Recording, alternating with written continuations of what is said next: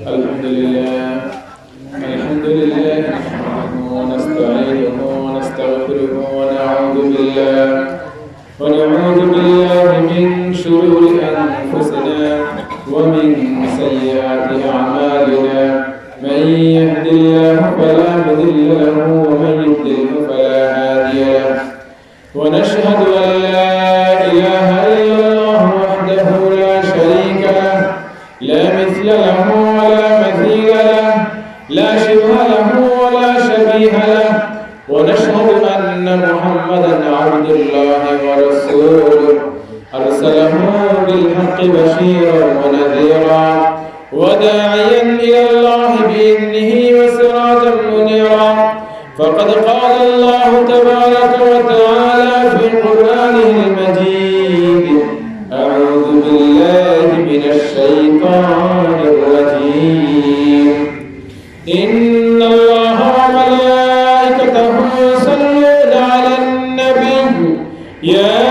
أيها الذين آمنوا صلوا عليه وسلموا تسليما اللهم صل على سيدنا مولانا محمد وعلى آل سيدنا مولانا محمد اللهم صل على سيدنا مولانا محمد وعلى آل سيدنا مولانا محمد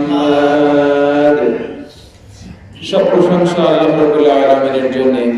কার জন্য সব প্রশংসা? আল্লাহ পাকের জন্য, যিনি আমাদেরকে সৃষ্টি করেছেন। আজকে এই শীতের মধ্যে, শীতের সময়, শীতের সন্ধ্যায় আমরা মসজিদে আসার সুযোগ পেয়েছি। কে সুযোগ করে দিয়েছেন? আল্লাহ রাব্বুল আলামিন।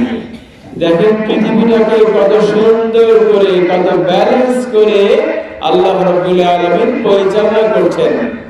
সারা বছর যদি আমাদের জন্য গরম কাল থাকতো তাইলে আমাদের জন্য অনেক কঠিন হয়ে যেত, আমাদের জীবনযাত্রা কঠিন হয়ে যেত, আমরা অনেক ফল ফসলের দেখা পেতাম না, আমাদের শরীরও সহ্য করতে পারত না।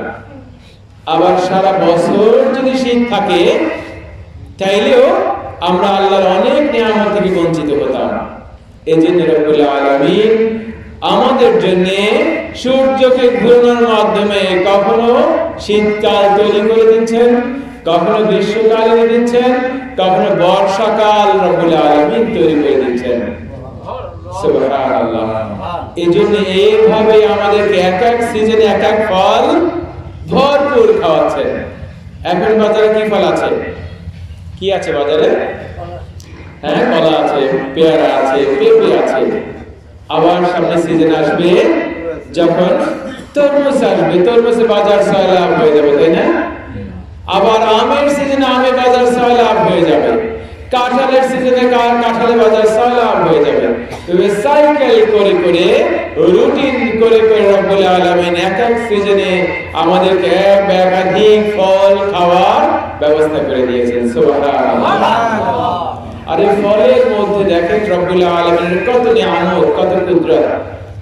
রব্বুল আলামিন বলছেন কোরআন কারীমের এক আয়াতে, দেখো তোমরা যে ফল খাও, ভেবে দেখো দুটো গাছ পাশাপাশি লাগানো, দুটো গাছ পাশাপাশি একই মাটিতে লাগানো, ওই গাছে তোমরা একই পানি দাও, তাই না?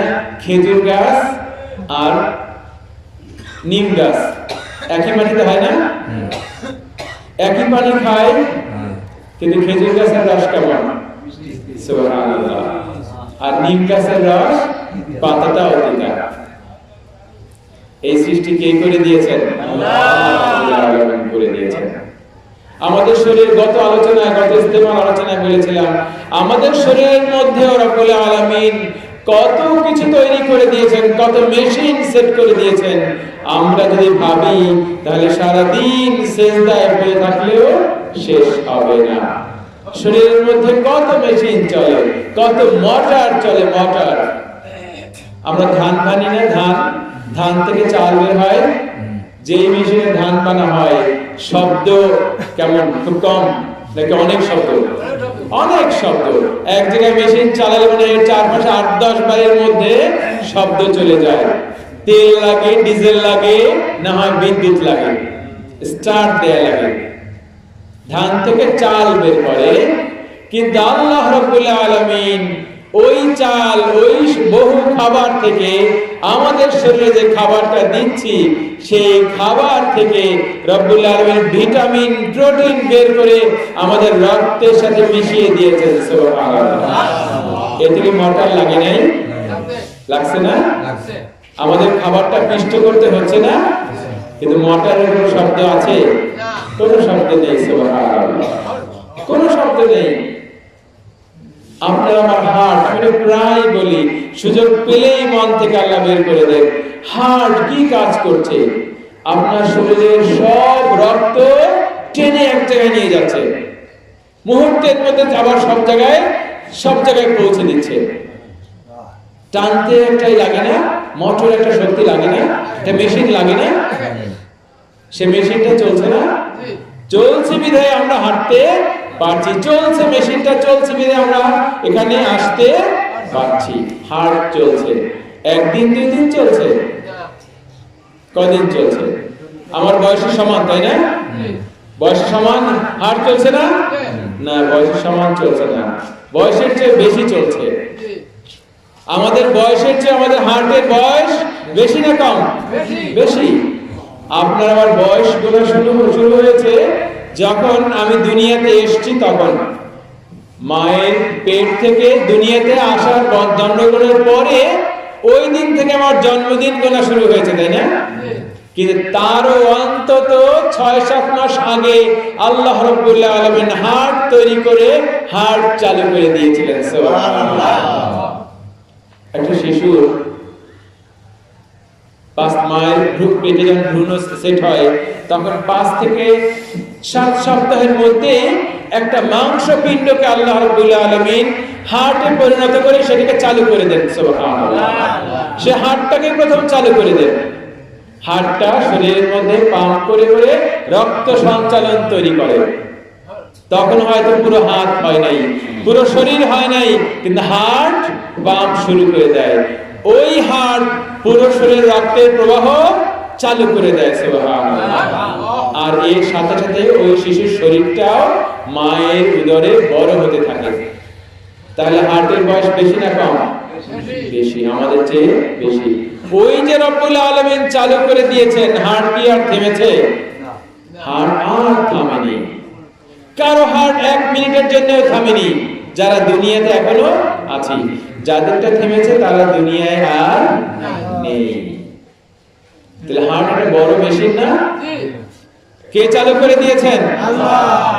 আমাদের শরীরে বসিয়ে দিয়েছেন, কোনো শব্দ নেই। সুবহানাল্লাহ, সুবহানাল্লাহ। আপনি লাল পানি পান করছেন, লাল রঙের ড্রিঙ্ক খাচ্ছেন, 7 আপ পেপসি খাচ্ছেন, কালো রঙের খাচ্ছেন, সেই পানিটা আমাদের প্রস্রাবের সাথে বের হয়ে যাচ্ছে না? লাল কালো বের হচ্ছে না সাদা বের হচ্ছে? তাহলে রংটা আলাদা করলো কে? সুবহানাল্লাহ। কে করেছেন? আল্লাহ রাব্বুল আলামিন করে দিয়েছেন। ওই পানির মধ্যে আপনার শরীরের জন্য উপকারী যা কিছু ছিল সেগুলো থেকে আপনার রক্তের সাথে পৌঁছে দিয়ে বর্জ্যটাকে বের করে দিয়েছেন। এতে মেশিন লাগছে না? এভাবে কত মেশিন শরীরের মধ্যে চলছে, কত মেশিন চলছে, কিন্তু একটা মেশিনকে আপনার আমার সুইচ অন করতে হচ্ছে না। একটা মেশিনের সুইচ আমাদের অন করা লাগছে না, বিশ্রামও দেয়া লাগছে না। ওই যে লাইটটা জ্বলছে, সুইচ বন্ধ করে দিলে আর জ্বলবে না? সুইচ বন্ধ করে দিলে জ্বলবে না, সুইচ অন না করলেও জ্বলবে না। কিন্তু আপনার চোখ যে দেখছে, এই চোখ কি সুইচ অন অফ করা লাগে? চোখের সুইচ অন অফ করা লাগে আমাদের? অটো হয়ে যায়, অটো, তাই না? চোখের সামনে কোনো পোকা মাকড় কিছু আসলেই অটো শাটার বন্ধ হয়ে যায়, তাই না? টেনে নামানোর প্রয়োজন হয় না। এই সব কিছু কে বানিয়ে দিয়েছেন? আল্লাহ রাব্বুল আলামিন বানিয়ে দিয়েছেন। এজন্য আল্লাহ রাব্বুল আলামিন বলেন, গোলাম আমি তোমাদেরকে তোমাদের শরীরের মধ্যেও আমাকে চেনার জন্য সব উপকরণ তৈরি করে দিয়েছি। আমাকে খোঁজার জন্য, আমাকে চেনার জন্য তোমার অনেক দূরে যেতে হবে না। তোমার শরীর নিয়ে ভাবো, তোমার দেহটা নিয়ে ভাবো, তাইলে আমার শক্তি, আমার কুদরতের নমুনা তুমি পাবে। সুবহানাল্লাহ। আল্লাহ রাব্বুল আলামিন আমাদেরকে অনেক নিয়ামত দিয়েছেন। এভাবে তার নিয়ামতের মধ্যেই আমরা ডুবে আছি সর্বক্ষণ। আমরা এখানে বসে আছি, তাও কিন্তু গ্যাসের মধ্যে ডুবে আছি। কিসের মধ্যে ডুবে আছি? একটা গ্যাসের মধ্যে ডুবে আছি। সেই গ্যাসটার নাম কি? অক্সিজেন। কিসের মধ্যে ডুবে আছি? অক্সিজেনের মধ্যে ডুবে আছি। যে অক্সিজেন আমরা শ্বাস দিয়ে, নাক দিয়ে শ্বাসের সাথে যেটা নিচ্ছি সেটা কি? অক্সিজেন। যদি সেই অক্সিজেন না থাকতো তাহলে আমরা শ্বাস নিতে পারতাম না। তার মানে আমাদের চতুর্দিকে অক্সিজেন বেষ্টন করে আছে। আমরা পানিতে যেমন ডুবে থাকে মাছ, আমাদেরকে রব্বুল আলামিন ওইভাবে অক্সিজেনের মধ্যে ডুবিয়ে রেখেছেন। সুবহানাল্লাহ, সুবহানাল্লাহ, সুবহানাল্লাহ। সে আল্লাহ রাব্বুল আলামিন তার নিয়ামত আমরা ভোগ করি, কিন্তু শুকরিয়া আদায় কমই করি। আগের ইস্তেমায় বলেছিলাম একদিন যে রব্বুল আলামিন বলেছেন যে গোলাম তোমাকে এত নিয়ামত দিলাম, কিন্তু একটা ঘোড়া তার মালিককে খুশি করার জন্য যত কষ্ট করে তুমি আমাকে খুশি করার জন্য তার সামান্য করো না। মনে আছে কারো? সূরা কারিয়ার কথা বলেছিলাম আমরা, সূরা আদিয়াতের কথা। সূরা আদিয়াতে আল্লাহ রাব্বুল আলামিন বলেছেন যে একটা ঘোড়া তার মালিককে খুশি করার জন্য মালিককে পিঠে বসিয়ে যুদ্ধের ময়দানে ছুটে যায় না? ঘোড়ার গায়ে তীর লাগে, বর্ষার আঘাত লাগে, তবুও ঘোড়া থেমে থাকে না। ঘোড়া আহত হয় তবুও থেমে থাকে না, শুধু মালিককে খুশি করার জন্য সামনে চলতে থাকে। শত্রুর মধ্যে ঢুকে যায়। কাকে খুশি করার জন্য? ঘোড়ার মালিককে খুশি করার জন্য। ঘোড়ার মালিক ঘোড়া বানায়ছে? বানায় নাই, শুধু খাবার পানি দেয়, ঘাস দেয়, তাই না? কিন্তু সেই তুলনায় যে আল্লাহ রাব্বুল আলামিন আমাদেরকে বানিয়েছেন, সে আল্লাহ রাব্বুল আলামিনকে খুশি করার জন্য আমরা খুব কমই কষ্ট করি। যে আল্লাহ বানায়েছেন, আমাদের খাবার দাবার সবকিছু যে আল্লাহ দেন, সে আল্লাহকে খুশি করার জন্য আমরা আসলে খুব কমই কষ্ট করি। এজন্য আল্লাহ তাআলা বলছেন, ইন্নাল ইনসানা লিরাব্বিহি লাকানুদ। নিশ্চয়ই মানুষ তার প্রতিপালকের প্রতি, তার রবের প্রতি খুবই অকৃতজ্ঞ, খুবই অকৃতজ্ঞ মানুষ। একটা কুকুরকে যদি কেউ রুটি দেয়, কুকুরটা সুযোগ পেলে সারাদিন তার পিছে ঘোরে না? ঘোরে না সারাদিন তার পিছে? প্রতিদিন যদি একটা কুকুরকে একজন রুটি দেয়, একটা 10 টাকা দামের রুটি দেয়, ওই কুকুরটা পারলে সারাদিন তার পিছে কাটায় দিবে। সে হুন্ডায় যাবে, কুকুরটাকে ইশারা করলে হুন্ডা তার পিছনে পিছনে যাবে। যাবে কিনা? যাবে, সব যাবে। প্রত্যেকটা কুকুর এই চরিত্রের। কিন্তু আমি মানুষ, যে মানুষকে রব্বুল আলামিন প্রতিটা মুহূর্তে লালন পালন করে রাখেন, অক্সিজেন খাইয়ে রাখেন, খাবার খাইয়ে রাখেন, সেই মানুষ আল্লাহর পিছনে 5 বার ছুটতেও চেষ্টা করি না। 5 বার নামাজ পড়ার ডাকে আমরা সাড়া দেই না। নাউজুবিল্লাহ। আছে কি নাই এমন মানুষ? তারা খায় কাটটা, কাটটা খায়। তারা ভাত খায়। ধান কে বানিয়েছেন? তারা ধান লাগিয়ে এসেছে, ধানের গোছা, তার থেকে ধান কে ফলিয়ে দিয়েছেন? তারা কি কোনো কিছু নিজেরা বানায় খেতে পারে? যারা নামাজ পড়ে না, আল্লাহকে বিশ্বাস করে না, তারা কি কোনো কিছুই নিজেরা বানিয়ে খেতে পারবে? কেউ পারবে না। রুটি নিজেরা বানিয়ে খেতে পারবে? আটা না থাকলে, গম না থাকলে রুটি হবে? গম কে বানান? আল্লাহ রাব্বুল আলামিন বানান। আল্লাহর পানি যদি বন্ধ হয়ে যায়, কিছু খেতে পারবে? কোন অস্তিত্বই থাকবে না। যে আল্লাহটা সর্বক্ষণ আমরা খেলাম, পড়লাম, যার মেশিন চললো বিধায় আমরা সুস্থ থাকলাম, সেই রব্বুল আলামিনের ডাকে আমরা 5 বার সারা দিতে চাই নাউজুবিল্লাহ। আল্লাহ রাব্বুল আলামিন আমাদেরকে ক্ষমা করে দিন। আল্লাহ রাব্বুল আলামিন আমাদের 5 ওয়াক্ত নামাজ যথা সময়ে যথাযথভাবে আদায়ের তৌফিক দান করুন, সবাই বলেন আমিন। তাহলে ওই কুকুরটার তুলনায় আমার অবস্থান কোথায়? যে কুকুরটাকে 10 টাকা খাবার দিলে পেছনে পেছনে আপনাকে পাহারা দেবে, কুকুরটাকে 10 টাকার খাবার দিয়ে আপনার বাড়ি বসায় রাখলে আপনার বাড়ির মধ্যে কাউকে ঢুকতে দিবে না, অপরিচিত দিবে, অপরিচিত কাউকে ঢুকতে দিবে না। ওই কুকুরের তুলনায় আমার অবস্থান কোথায়? আল্লাহ রাব্বুল আলামিন আমাদেরকে চিন্তা করার সুযোগ করে দিন। পৃথিবীর মানুষদেরকে আমরা দুটো অবস্থায় দেখতে পাই। মানুষের যদি ঈমান, বিশ্বাস অবিশ্বাস দিয়ে, আল্লাহকে মানা না মানা দিয়ে ভাগ করি, তাহলে মানুষকে কয় ভাগে ভাগ করা যায়? 2 ভাগে ভাগ করা যায় না? যারা আল্লাহকে বিশ্বাস করে না তারা এক ভাগ আল্লাহকে বিশ্বাস করে না, আর এক ভাগ আল্লাহকে বিশ্বাস করে। এক ভাগ নামাজ পড়ে না, আর এক ভাগ নামাজ পড়ে। এক ভাগ আল্লাহকে স্মরণ করে না, জিকির করে না, আর এক ভাগ জিকির করে। এক ভাগ সন্তানদেরকে দ্বীন শেখায় না, আর এক ভাগ সন্তানদেরকে দ্বীন শেখায়। তাহলে মানুষদেরকে চাইলে 2 ভাগে ভাগ করা যায়। 2টা চিত্র ফুটে ওঠে, তাই না? আজান হলে কয়টা চিত্র দেখা যায়? 2টা চিত্র দেখা যায়। কেউ নামাজের জন্য তৈরি হয়ে যায়, পেরেশান হয়ে যায়, আর কেউ কোনো কেয়ার করে না, নামাজের টাইম চলে যায় কিন্তু নামাজ পড়ে না। চিত্র কয়টা? 2টা চিত্র। কেউ জাকাত দেয় না, আবার কেউ গোপনে গোপনে জাকাত দেয়। চিত্র কয়টা? 2টা। কেউ আল্লাহর হুকুম মানে, কেউ মানে না। চিত্র কয়টা? ছবি কয়টা? একদল মানুষ আল্লাহর হুকুম মানছে, আর একদল মানছে না। ছবি কয়টা? 2টা ছবি। আল্লাহ রাব্বুল আলামিন এই 2 গ্রুপের মানুষের জন্য কিয়ামতের দিনে যে 2টো ছবি হবে, সেই 2টা ছবি, 2টা চিত্র কোরআনুল কারীমের অসংখ্য সূরায় পাতায় পাতায় সেই 2টা ছবি এঁকে দিয়েছেন। আপনাদের কঠিন হচ্ছে না তো? আলোচনা কঠিন হচ্ছে না তো? আচ্ছা, তাহলে আমরা বলছি যে দুনিয়ার মানুষেরও 2টা চিত্র, কেউ আল্লাহর হুকুম মানে, কেউ মানে না। ঠিক এই কারণে কিয়ামতের দিনও 2টা ছবি দেখা যাবে, 2টা চিত্র দেখা যাবে। কয়টা? 2টা চিত্র দেখা যাবে। এই 2টা চিত্রের কথা রব্বুল আলামিন কোরআনুল কারীমের সূরায় সূরায় পাতায় পাতায়, কখনো বড় বাক্য দিয়ে, কখনো ছোট বাক্য দিয়ে, কখনো 3 শব্দে, কখনো 6 শব্দে, কখনো 10 শব্দে আল্লাহ রাব্বুল আলামিন সেই চিত্রের কথা, ছবির কথা বলে দিয়েছেন। আজকে আল্লাহ রাব্বুল আলামিন সুযোগ দেন, তাহলে এরকম কয়েকটা চিত্র বা ছবির কথা আপনাদের সাথে তুলে ধরবো, যে ছবিগুলো আল্লাহ রাব্বুল আলামিন কোরআনুল কারীমে বর্ণনা করেছেন। ওমা তাওফীকি ইল্লা বিল্লাহ।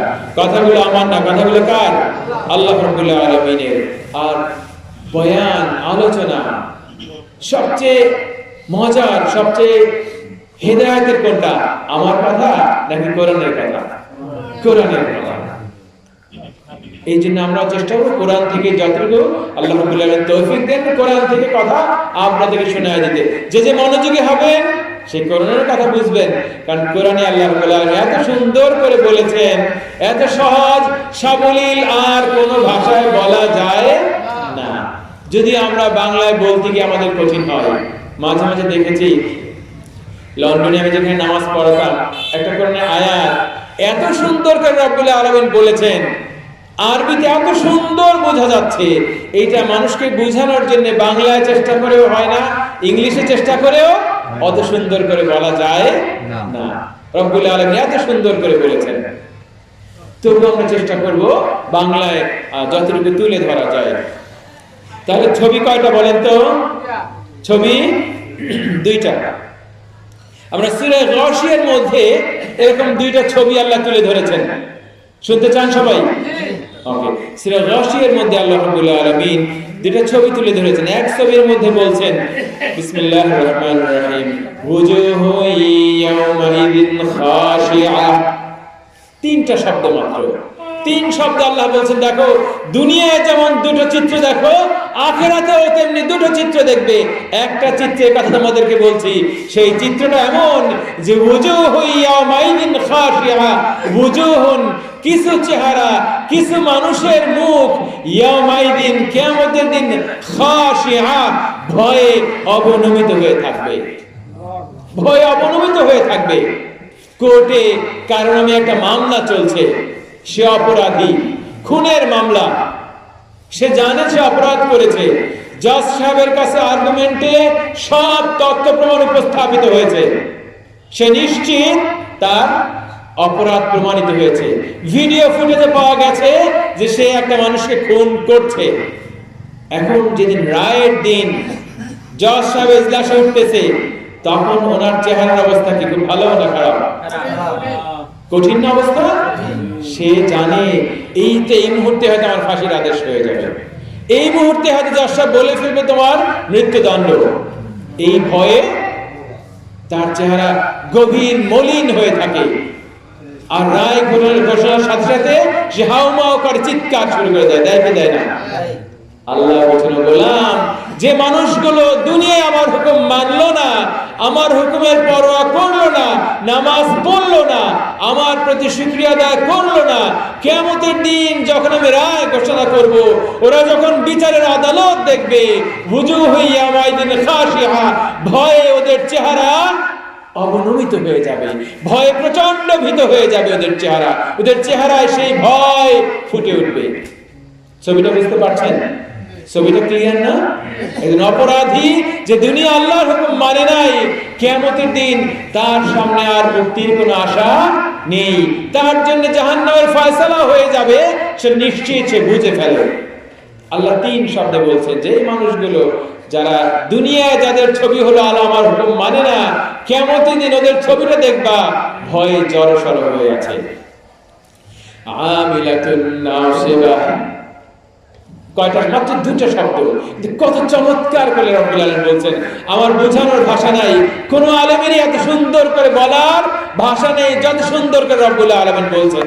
মাত্র দুই শব্দে বলছেন আমিলাতুন নাসিবা, যে এই যে মানুষগুলোকে দেখছো কিয়ামতের দিন যে ভয়ে জড়সড় হয়ে আছে, ওরাও কিন্তু অনেক পরিশ্রম করেছে, অনেক কাজ করেছে, দুনিয়ায় কঠোর পরিশ্রম করেছে, কঠোর সাধনা করেছে, কিন্তু আল্লাহর জন্য করে নাই।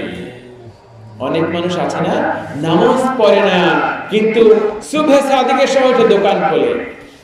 অনেক আছে, অনেক আছে নামাজ পড়ে না কিন্তু সূর্যোদয় হওয়ার সাথে সাথে বাইরে ব্যায়াম করতে বের হয়ে যায়, কঠোর পরিশ্রম করে, 1 ঘন্টা দৌড়ায়, কৃষিকাজ করে, কিন্তু নামাজের জন্য 10 মিনিট সময় ব্যয় করতে চায় না।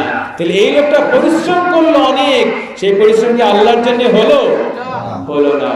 আল্লাহ বলছে ওরা দুনিয়া অনেক পরিশ্রম করেছে, কিন্তু এরপরেও কিয়ামতের দিন ওদের চেহারা ভয়ে ভীত হয়ে জড়সড় হয়ে থাকবে, ভয়ে প্রচন্ড ভীত হয়ে যাবে ওরা। আল্লাহ বলছেন ওরা কাজ অনেক করেছে, দুনিয়া অনেক কাজ করেছে, অনেক পরিশ্রম করেছে, কিন্তু এরপরেও ওদের শেষ চিত্রের শেষাংশ, ওদের গন্তব্য হলো এই তাসলা নারুন হামিয়া, তাসলা, ওরা পৌঁছে যাবে নারুন হামিয়া, প্রচন্ড ভাবে প্রজ্বলিত আগুনের মধ্যে ওরা প্রবেশ করবে। নাউযুবিল্লাহ। দুনিয়ায় কি এরা কাজ কম করেছে? কাজ কম করে নাই, দুনিয়া অনেক কাজ করেছে, কিন্তু আল্লাহর হুকুম মতো করে নাই। এজন্য শেষ পরিণতি কোথায়? জাহান্নামে প্রবেশ করবে। ছবিটা ক্লিয়ার না? ভয়ে জড়সড় হয়ে দাঁড়িয়ে আছে জাহান্নাম কিয়ামতের দিন। আবার দুনিয়ায় যে অনেক পরিশ্রম করছে সেগুলো মনে করছে দুনিয়া এত কাজ করলাম, এত টাকা পয়সা জমালাম, কোনোই কাজে লাগলো না, আজকে আমার জন্য জাহান্নাম নির্ধারিত হয়ে যাচ্ছে। এদের ছবিটা আল্লাহ ক্লিয়ার ভাবে মাত্র 3টি বাক্যে দিয়ে দিয়েছেন। আপনাদের কাছে পরিষ্কার না? সবার কাছে পরিষ্কার?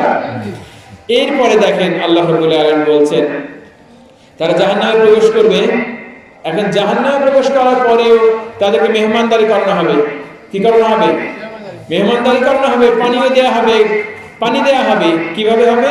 তুসকা মিন আইনিন আনিয়া, এদেরকে পানি পান করানো হবে মিন আইনিন আনিয়া, প্রচন্ড গরম ফুটন্ত রক্তপুষ যুক্ত পানি এদেরকে খেতে দেয়া হবে। নাউজুবিল্লাহ।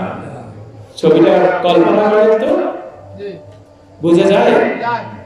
এদেরকে খেতে দেয়া হবে প্রচন্ড গরম পানি।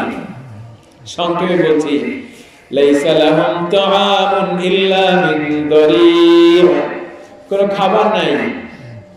দুনিয়ায় অনেক কামাই করেছে, অনেক খেয়েছে, অনেক সম্পদ অর্জন করেছে, সম্পদের পাহাড় করেছে, কিন্তু আল্লাহ বলছেন ওই যে চিরস্থায়ী জীবনে চলে গেল, জাহান্নামে প্রবেশ করলো, সেখানে আর কোনো খাবার পাবে না। লাইসা লাহুম তাআম, তাদের জন্য কোনো খাবার থাকবে না, ইল্লা মিন দরি', দরি' ছাড়া কোনো খাবার থাকবে না।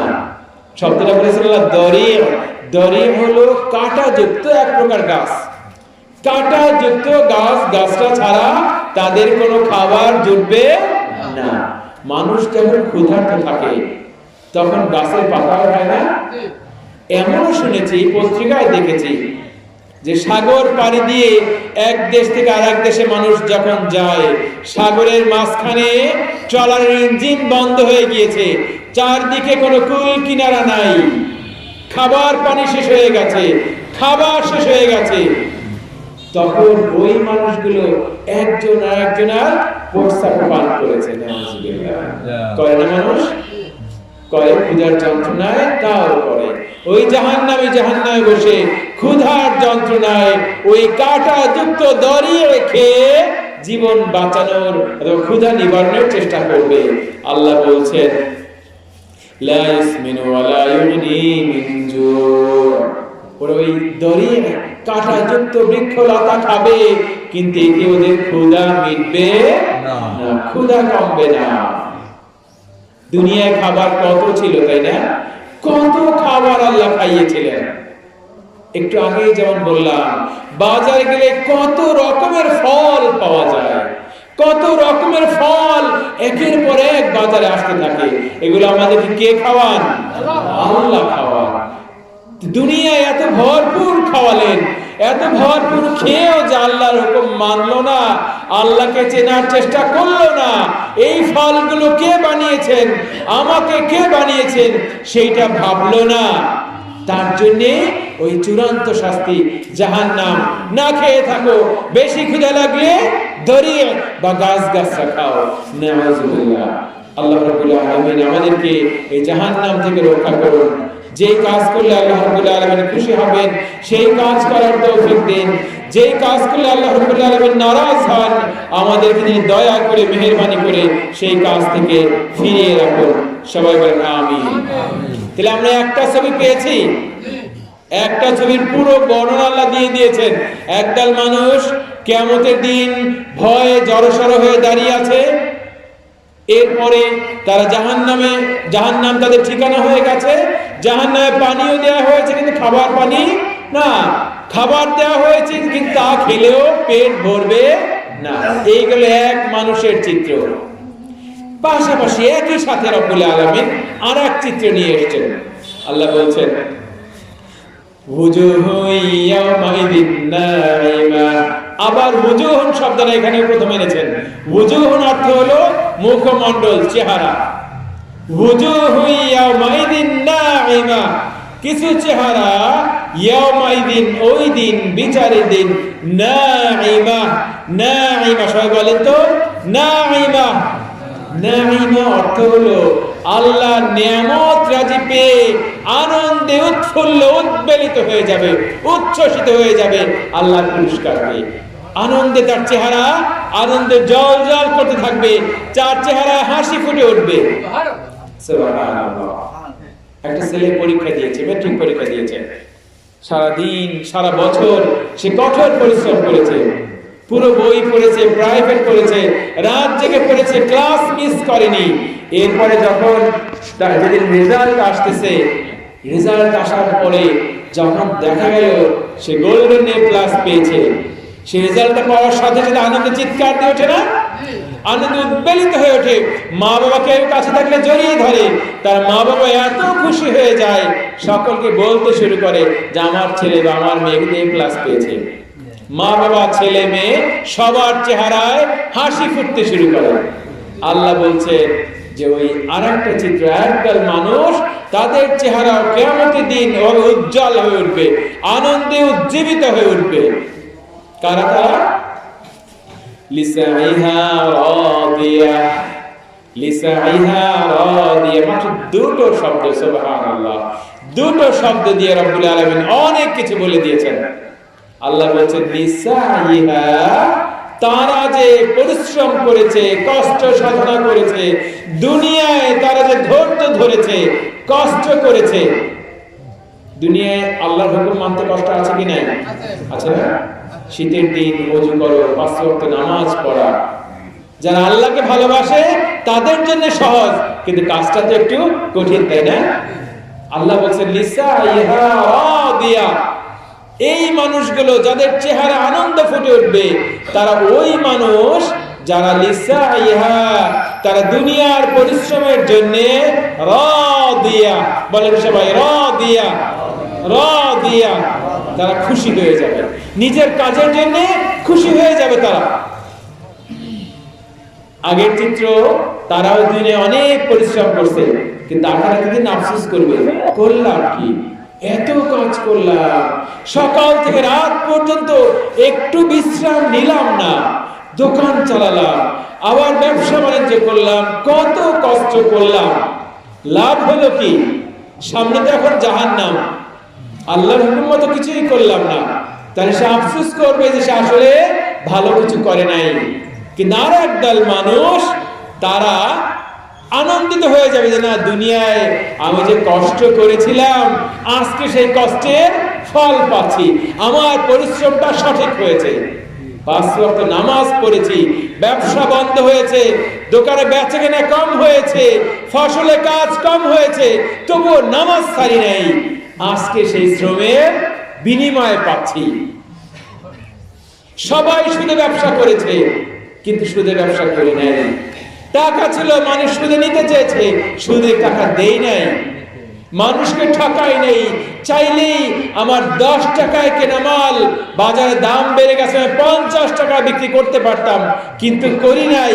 আল্লাহর ভালোবাসায় 10 টাকাটা আমি 20 টাকার মধ্যে বিক্রি করেছি, 30 টাকাও বেচি নাই, চাইলেই বিক্রি করতে পারতাম, আল্লাহর জন্য তা করি নাই। এই যত কষ্ট করেছে, কিয়ামতের দিন সে বলবে, ও আল্লাহ, আমি যত কষ্ট করেছি দুনিয়ায়, সব কষ্টের জন্য আজকে আমি অনেক খুশি, আজকে আমার পুরস্কার আমি পেয়ে যাচ্ছি। আল্লাহ দুই শব্দে বলছেন লিসাইহা রাদিয়া, যে কিছু মানুষ তারা দুনিয়া যে পরিশ্রম করেছে, আল্লাহকে সন্তুষ্ট করার জন্য যে কষ্ট করেছে, সেই জন্য তারা আনন্দ অনুভব করবে, আনন্দ অনুভব করবে, আরো কিছু কাজ করতাম, আরো বেশি জিকির করতে পারতাম, আরো বেশি নামাজ পড়তে পারতাম, আলহামদুলিল্লাহ যা করেছি আমার কাজ একটাও ব্যর্থ হয় নাই, বৃথা যায় নাই, আমার নামাজ বৃথা যায় নাই, আমার জিকির বৃথা যায় নাই, সবকিছুর বিনিময় রব্বুল আলামিনের কাছে পাচ্ছি। তাইলে এর কাজের জন্য খুশি হবে। এরপরে এদের গন্তব্য কোথায়? আল্লাহ বলে দিয়েছেন চিত্রের মধ্যে, ফি জান্নাতিন আলিয়া, এই মানুষগুলো এবার চূড়ান্ত ভাবে সুমহান সুউচ্চ জান্নাতে চলে যাবে। সুবহানাল্লাহ। কয়টা চিত্র পেলাম আমরা? দুইটা পাশাপাশি না? একদম পাশাপাশি আল্লাহ বলে দিয়েছেন। একটা চিত্র, দুনিয়া অনেক পরিশ্রম করেছে, কিন্তু গন্তব্য শেষ হয়েছে কোথায়? জাহান্নামে, খাবার নাই, পানি নাই। আর এক দল, তাদের গন্তব্য কোথায় হয়েছে? জান্নাতে, সুমহান জান্নাতে। আল্লাহ সংক্ষেপে কিছু বর্ণনা দিয়েছেন। কোন জান্নাত? গোলাম, কোন জান্নাত আমি তোমার জন্য বানিয়ে রেখেছি, শুনে নাও, জেনে নাও, কোন জান্নাত আমি তোমার জন্য তৈরি করে রেখেছি। লা তাসমাউ ফিহা লাগিয়া, এমন জান্নাত, যে জান্নাতে কেউ কষ্টদায়ক কোনো কথা শুনবে না, অসম্মানজনক কোনো কথা শুনবে না, কেউ কাউকে গালি দিবে না, কেউ কাউকে কষ্ট দিয়ে মন খারাপ হওয়ার মতো কোনো কথা বলবে না। দুনিয়ায় এটা একটা আমাদের বড় কষ্টের জায়গা না? আপনার প্রতিবেশী, আপনি কোনো অন্যায় করেন নাই, কিন্তু সে সুযোগ পেলে আপনাকে একা একা কতগুলো গালাগাল শোনায় দেয়, দেয় না? আছে না এমন? একা একা গালাগালি করে এক পাশে বসে। আপনার আত্মীয় আপনার নামে বদনাম ছড়াতে থাকে, পথে ঘাটে আপনার নামে মিথ্যা বলতে থাকে। এটা যখন শোনেন তখন খারাপ লাগে না?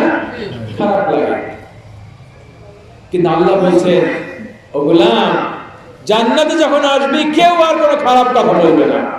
লা তাসমাউ, তোমরা শুনবে না, ফিহা, ওই জান্নাতে, লাগিয়া, কোনো অসার, অযৌক্তিক, কষ্টদায়ক, অসম্মানজনক কোনো কথা তোমাকে আর কেউ বলবে না। তুমি আমার মেহমান, তোমার সাথে আর কেউ অসম্মানজনক কোনো কথা বলবে না। এরপরে আল্লাহ বলছেন, ফিহা আইনুন জারিয়া, ওই জান্নাতে তোমার জন্য আইনুন জারিয়া, একদম প্রবাহমান প্রস্রবণ, প্রবাহমান নদী, প্রবাহমান পানির ঝর্ণা বইয়ে দিব আমি তোমার জন্য। ওই জাহান্নামে কি পানি পাবে? পানি দেয়া হবে ফুটন্ত পানি, পানি পাবে না। কিন্তু এই চিত্রে আল্লাহ বলছেন, জান্নাতে আমি পানি শুধু খাওয়ার ব্যবস্থাই করব না, পানির এমন প্রবাহ তৈরি করে দিব তুমি খেয়ে শেষ করতে পারবে না। শুধু কি পানি? আর এক সূরায় আর এক জায়গায় আল্লাহ বলছেন যে আমি তো জান্নাতে 4 ধরনের ঝর্ণা বা নদীর ব্যবস্থা করব। কয় ধরনের? একটা হলো পানি, সুপেয় পানির নহর, একটা হলো মধুর নহর, আসালিম মুসাফফা, মধুর নহর থাকে, মধু। 1 কেজি মধু কিনে খেতে কষ্ট হয় না? ভালো মধু 1000-1200 টাকা দাম। কিন্তু আল্লাহ বলছেন, গোলাম, জান্নাতে আমি মধু খাওয়াবো, নদীর মতো বহায় দিব, যত চাইবে খাবে। দুধের নহর, লাবানিল লাম ইয়াতাগায়্যার তা'মু, ওই জান্নাতে তোমার জন্য আমি দুধের নহর বইয়ে রাখবো, দুধের দরিয়া থাকবে, যত চাইবে পান করবে, কখনো শেষ হবে না। আর একটা থাকবে যেটা দুনিয়ায় নাই। দুনিয়ায় আল্লাহকে যারা বিশ্বাস করে তারা কি মদ খায়? তারা মদ খায়? মদ খায় না। আমি এক জজের কথা জানি, উনি এবার জজ হিসেবে হয়েছেন। উনি একবার কমনওয়েলথের এক মিটিংয়ে ফ্রান্সে গিয়েছিলেন। ফ্রান্স থেকে লন্ডন গিয়েছেন, লন্ডনে আমার কাছে থেকেছেন।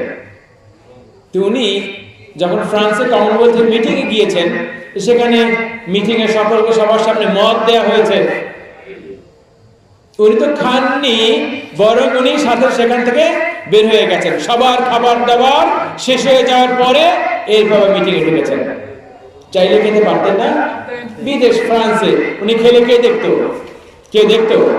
ভাবতেই পারতেন এতগুলো মানুষ খায়, দেশ বিদেশের এত বিচারকরা আসছে, তারা সবাই খায়, আমি একটু খেয়ে দেখি কেমন, এক ঢোক একটু চেক করে দেখি। পারতেন না সেটা? কিন্তু করেন নাই। কার জন্যে? আল্লাহর জন্য করেন নাই। যেই গোলামরা দুনিয়ায় আল্লাহর খুশির জন্য নেশা করে না, মদ খায় না, রব্বুল আলামিন বলছেন, গোলাম, তোমাদের জন্য আমি স্বাস্থ্যকর পানীয়, স্বাস্থ্যকর ওয়াইনের ব্যবস্থা করব জান্নাতে। দুনিয়ার মদ মাথা ঘুরায়, দুনিয়ার মদ মাতাল করে দেয়। যদি কেউ বিদেশে যেয়ে থাকেন দেখবেন, লন্ডন, আমেরিকায়, শুক্রবার রাতে, কোন রাতে?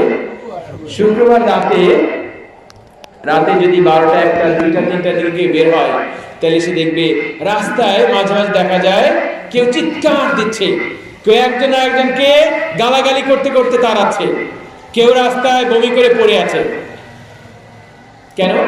ওদের শনিবার হলো ছুটির দিন, এদের শুক্রবার রাতে সারা রাত মদের আড্ডায় কাটায়, মদ টাদ খেয়ে মাতাল হয়ে এরপর রাস্তায় হইচই করতে শুরু করে, বমি করতে করতে বাড়ি যায়, একজনের গালাগালি করে, অ্যাক্সিডেন্ট করে। ওই দিন হসপিটালে ভিড় বেশি হয়, অ্যাক্সিডেন্ট করে রোগী বেশি আসে। তাহলে মদ স্বাস্থ্যের জন্য ভালো না খারাপ? যেই দেশগুলোয় মদ খায় সেই দেশেও হাজার হাজার সাইনবোর্ডে লেখা আছে, অ্যালকোহল কিলস ইউ, অ্যালকোহল তোমাকে হত্যা করে, এটা লেখা আছে, তবুও মানুষ খায়। তাহলে দুনিয়ার মদ ক্ষতিকর, তাই না? এজন্য কিয়ামতের দিন ঈমানদারদেরকে জান্নাতে এমন মদ দিয়ে মেহমানদারি করাবেন যেটার কোনো ক্ষতি নেই। তাইলে 4 ধরনের নহর বইয়ে দিবেন। শুধু নহর বইয়ে দিবেন না, সূরা ইনসানের মধ্যে আল্লাহ রাব্বুল আলামিন বলছেন,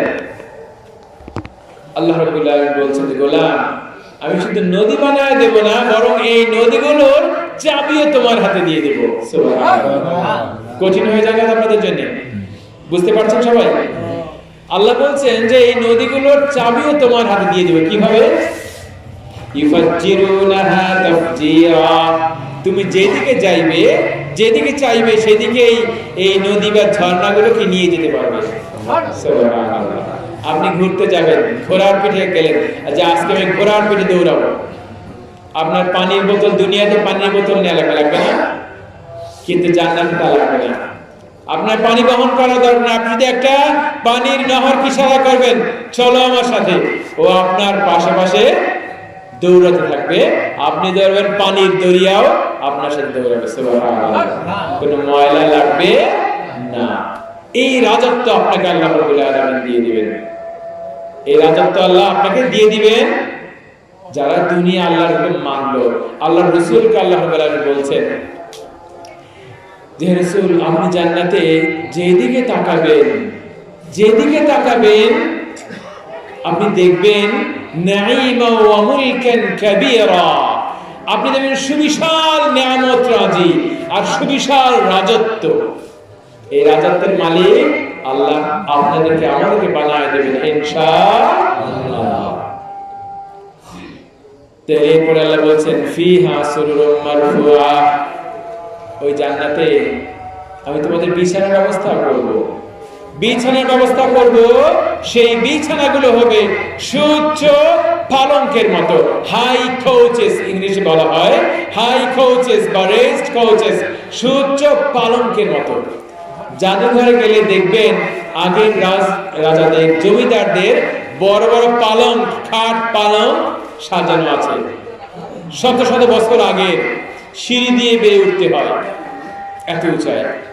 আল্লাহ বলছেন, গোলাম, তুমি আবার এমন মেহমান হয়ে আসবে যে তোমার বসার শোয়ার জায়গাটা আমি হাই করে দিব। একটা অনুষ্ঠান চলে, সেই অনুষ্ঠানে যারা মেহমান তাদেরকে কি সমান জায়গায় বসতে দেয় না একটু উঁচায় বসতে দেয়? একটু উঁচায় মঞ্চ করে বসতে দেয়। আল্লাহ বলছেন, গোলাম, তোমাকেও আমি ওভাবে মঞ্চ করে সুউচ্চ বিছানায় বিশ্রামের ব্যবস্থা করবো। আর তুমি যখন ওই ইগুলো দেখবে, পালঙ্কগুলো দেখবে, শুধু পালঙ্ক না, সেখানে দেখবে সব সাজানো, তোমার পান পাত্র, পানির পাত্র, কাপ, সবকিছু এত সুন্দর ভাবে সাজানো, গোছানো, তোমার জন্য সবকিছু অপেক্ষা করছে।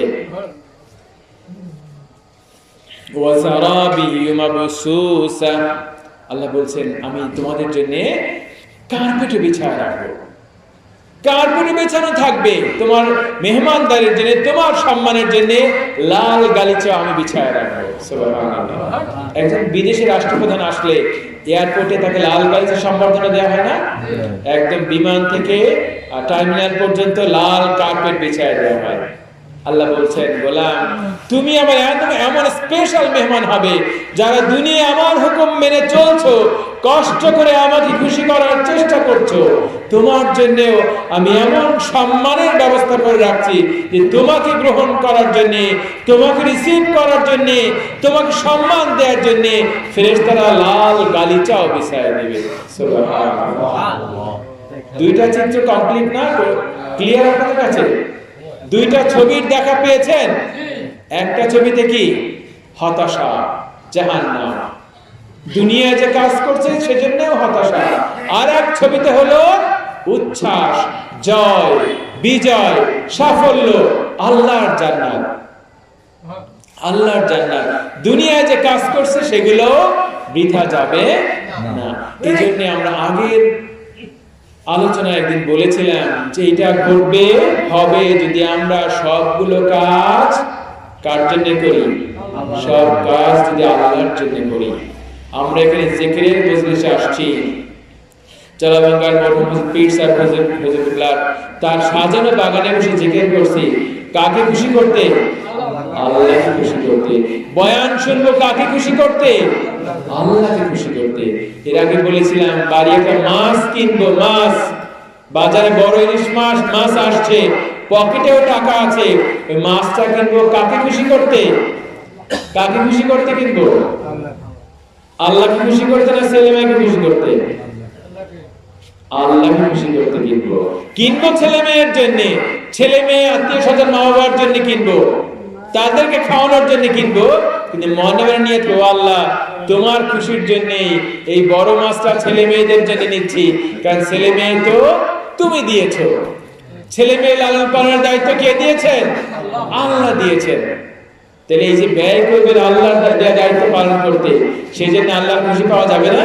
অবশ্যই যাবে। শুধু খুশি না, আপনি যদি নিয়ত করেন যে আল্লাহ আমি যে ব্যয় করছি সন্তানের জন্য, তুমি এটা গ্রহণ করে তুমি খুশি হয়ে যাও, তাহলে যে কয় টাকা ব্যয় করলেন প্রত্যেক টাকার বিনিময়ে সদকার সওয়াব পেয়ে যাবেন। সুবহানাল্লাহ। এই জন্য ইমানদারের টাকা খোয়া যায় না, ইমানদারের লস হয় না। ইমানদারের কি হয় না? লস হয় না।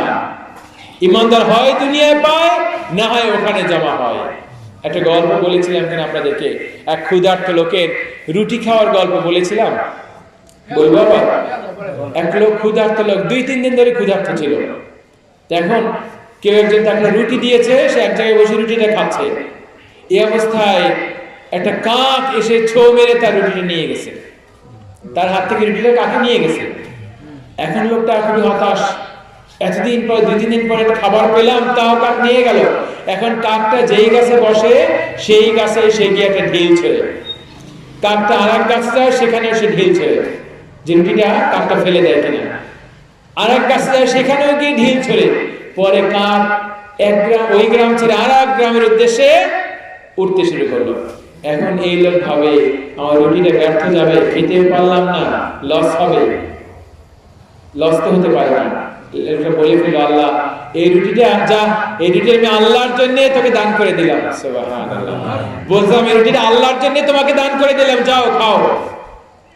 রুটিকে সে পাইতো হাতে? পাইতো না। তবুও ভাবছে আমি ইমানদার, আমার তো পরাজয় নাই, আমার তো লস হতে পারে না, যা আল্লাহর জন্য খেয়ে নে। এতেও আল্লাহ খুশি হয়ে যান। সুবহানাল্লাহ। এই লোকটা মারা যাওয়ার পরে, এক বুজুর্গ বলেছেন, এই লোকটা মারা যাওয়ার পরে তার প্রতিবেশী তাকে স্বপ্ন দেখতেছে। এখন বলতেছে এই কি অবস্থা তোমার, তুমি তো কবরে কি অবস্থা আছো বলো। দেখো তোমরা রেখে যাওয়ার পরে আমি দেখতেছি ফেরেশতারা আসতেছে, কিন্তু একটা কাক এসে 2 ডানা ঝাপটে আমাকেই করার চেষ্টা করছে। পরে ফেরেশতারা জিজ্ঞেস করলো আল্লাহ কি হয়েছে? তখন আল্লাহ বললেন দেখো ও আমার জন্য এই কাকটাকে একটা রুটি দান করে দিয়েছিল, এই জন্য আমি ওর মাফ করে দিয়েছি। আমার মালিক কত দয়ালু, কত দয়ালু। মাছটা আপনি খাবেন, কিন্তু আপনি যদি নিয়ত করেন আল্লাহ তোমার খুশির জন্য বড় মাছটা কিনলাম, বিশ্বাস করেন যে কয় টাকায় কিনেছেন ওই টাকার সদকার সওয়াব পাবেন, মাছটাও খাওয়া হয়ে যাবে। সুবহানাল্লাহ। এই জন্য দুনিয়ায় যা করব, ভালো কাজ যা করি কার খুশির জন্য করব? আল্লাহর খুশির জন্য করব। সন্তানদেরকে ভালো কাপড় কিনে দেন, যেই কাপড় দিতে পারেন দেন, নিয়ত করে আল্লাহ তোমার খুশির জন্য করছি, এটা তোমার খুশির জন্য করছি। কারণ সন্তান তুমি দিয়েছো, দায়িত্ব তুমি দিয়েছো। মা বাবার জন্য কেন, স্ত্রীর জন্য। এক অথেন্টিক হাদিস, সহিহ হাদিসে আছে আল্লাহ রাসূল বলেছেন, যেমন কি তুমি তোমার স্ত্রীর মুখে যে খাবার তুলে দাও, স্ত্রীর জন্য যে খাবারের অ্যারেঞ্জমেন্ট করো, তার বিনিময়ে তুমি সদকার সওয়াব পাবে যদি আল্লাহ থেকে পেতে চাও। সুবহানাল্লাহ। তা আমাদের কোনো কাজ কোনো সময় ব্যর্থ হবে? ব্যর্থ হয় নাই। আমরা ঘুমাবো, তাও আমাদের সওয়াবের মেশিন চলতে হবে, চলতে থাকবে। চলতে থাকা সম্ভব না? আপনি আল্লাহকে ডাকতে ডাকতে ঘুমায় পড়লেন, লা ইলাহা ইল্লাল্লাহ পড়তে পড়তে ঘুমায় পড়লেন। আপনি ঘুমায় পড়ছেন, জবান চলছে না, কিন্তু ফেরেশতার কলম চলতে থাকবে। সুবহানাল্লাহ। কারণ আপনি পড়তে পড়তে ঘুমায় পড়েছেন। সুবহানাল্লাহ। যৌবনে শক্তি থাকা, শক্তি সামর্থ্য থাকা অবস্থায় আল্লাহকে মেনেছেন, মসজিদে নামাজ পড়েছেন, জিকির আজকার করেছেন, তাহাজ্জুদে পড়েছেন, কিন্তু বার্ধক্যে পৌঁছে গিয়েছেন, এখন আর টাইম হিসাব করতে পারেন না, সবকিছু মনে করতে পারেন না, নামাজের খেয়াল রাখতে পারেন না, কিন্তু ওই যে কাজগুলো আগে করেছেন ওই কাজের সওয়াব ফেরেশতারা লিখতেই থাকবে। সুবহানাল্লাহ। ইজতেমায় আসতেছেন প্রত্যেক মাসে, আসেন না? যখন আসতে পারবেন না, প্রত্যেক মাসে নিয়ত করছেন আল্লাহ আপনার খুশির জন্য ইস্তেমায় যাচ্ছি, আপনার ওলি আল্লাহদেরকে দেখবো, ওলামায়ে কেরামদের আলোচনা শুনবো, আপনাকে ডাকবো, আপনার খুশির জন্য ইস্তেমায় যাচ্ছি। যতদিন শরীর চলছে আসছেন, যখন শরীর চলবে না, আসতে পারবেন না, তখন কি ইস্তেমা চলবে না বন্ধ হয়ে যাবে? ইস্তেমা চলবে, আর ফেরেশতারা আপনার নামে সওয়াব লেখা চালিয়ে যাবে ইনশাআল্লাহ। কারণ আপনি যতদিন শক্তি ছিল বন্ধ দেন নাই, ফেরেশতারা লেখা বন্ধ করবে না। সুবহানাল্লাহ। এই হলো আমাদের রব, এই হলেন মালিক, কত দয়ালু। 3 মিনিট সময় হাতে আছে। এক হাদিসে আল্লাহ রাব্বুল আলামিন হাদিসে কুদসিতে বলছেন যে দেখো, কোন গোলাম মান হাম্মা বিহাসানাতিন, কোন মানুষ যদি কোনো ভালো কাজ করার নিয়ত করে, কোনো ভালো কাজ করার আন্তরিক নিয়ত করেছে যে আমি এই ভালো কাজটা করব, আমি কালকে 100 বার দুরূদ শরীফ করব, অথবা কালকে আমি 1000 বার জিকির আজকার করব, কালকে আমি মানুষকে পকেটে টাকা আসলে কোন গরিবকে 100 টাকা দান করব। ভালো নিয়ত না? কোন ভালো নিয়ত করেছে, এরপরে কিন্তু সে কাজটা করতে পারে নাই। বলছে কালকে পকেটে টাকা আসলে আমি 100 টাকা দান করব, কিন্তু টাকা আসলে দানও করতে পারে নাই। সব কি হবে? আল্লাহ বলছেন ও ফেরেশতারা, ওর নামে একটা সওয়াব লিখে নাও। যে ভালো কাজে নিয়ত করেছে, একটা সওয়াব ওর জন্য লিখে দাও। 100 টাকা দান করতে পারে নাই, কিন্তু নিয়ত করেছে, 100 টাকা দানের সওয়াব লিখে দাও। আর যদি করতেই পারে, নিয়ত করেছে, কাজটা করতেও পেরেছে, তাহলে আল্লাহ বলছেন ফেরেশতাদেরকে 10 থেকে 70 বা 700 গুণ পর্যন্ত সওয়াব বাড়ায় দেয়। কাজ করছে কয়টা? একটা। কিন্তু আল্লাহ বলছেন ওর নিয়তের কারণে, আমার ভালোবাসায় কাজটা করেছে, এজন্য মিনিমাম 10 গুণ দাও। ও আমার যত ভালোবাসায় করেছে সওয়াবটা তত বাড়ায় 700 গুণ পর্যন্ত দিয়ে দাও। সুবহানাল্লাহ। কিন্তু যদি কোনো খারাপ কাজে নিয়ত করে, কোনো খারাপ নিয়ত করে ফেলে আমার গোলাম, তাহলে ফেরেশতা লিখো না, লিখো না। আগেরটাই বলেছেন ভালো নিয়ত করলেই লিখে ফেলো, ভালো নিয়ত করলেই লিখে ফেলে একটা, আর করতে পারলে 10 গুণ 70 গুণ বাড়ায় দাও। কিন্তু বলছেন গোলাম যদি কোনো খারাপ কাজে নিয়ত করো, ফেরেশতা লিখো না, তোমরা আমলনামায় লিখো না, ও হয়তো নাও করতে পারে, গুনাহ লিখো না। এরপর আল্লাহ বলেন গোলাম যদি করেই ফেলে, গুনাহটা করেই ফেলে, তাহলে ফেরেশতা অপেক্ষা করো ও মাফ চাই কিনা। গুনাহ করেই ফেলে তাহলে একটা গুনাহ লেখো, 10টা লেখো না। সুবহানাল্লাহ। দেওয়ার ক্ষেত্রে আল্লাহ তাআলা কত বেশি দেন, কত বেশি দিতে চান। বলছে ভালো কাজের নিয়ত একটা করলে, একটা ভালো কাজ করলে 10 থেকে 700 গুণ বাড়ায় লেখো, কিন্তু খারাপ কাজের নিয়ত করেছে বা খারাপ কাজটা করেছে, একটার বেশি লিখো না। সুবহানাল্লাহ। এই জন্য সব ভালো কাজ আমরা কার জন্য করব? আল্লাহ তাআলার জন্য করব। আমরা শেষ পর্যায়ে চলে এসেছি। আমরা কয়টা চিত্র পেয়েছি? সূরা গাশিয়া থেকে 2টা চিত্র পেয়েছি। দুই দল মানুষের ছবি আমরা দেখতে পেয়েছি। একদল মানুষ দুনিয়ায় অনেক পরিশ্রম করে, এরপরেও তার চূড়ান্ত গন্তব্য কোথায়? জাহান্নাম। আর একদল মানুষ দুনিয়ায় পরিশ্রম করে আল্লাহকে খুশি করার জন্য, কিয়ামতের দিন সে হাস্যোজ্জ্বল হয়ে যায়, তার কাজের জন্য, পরিশ্রমের জন্য সে খুশি হয়, তার চূড়ান্ত গন্তব্য কোথায়? জান্নাত।